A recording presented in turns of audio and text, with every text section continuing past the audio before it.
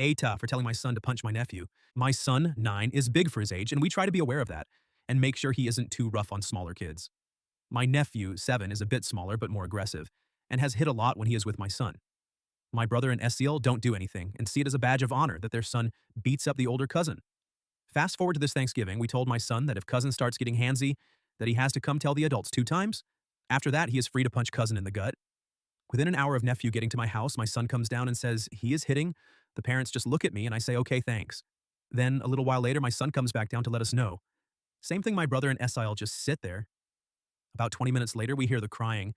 SIL jumps up and runs to her poor baby, who tells her my son hit him in the stomach. I can hear her complaining on her way down the stairs. I tell her that my son informed you twice that your son was hitting and you didn't seem to care. Then why all of a sudden do you care about hitting?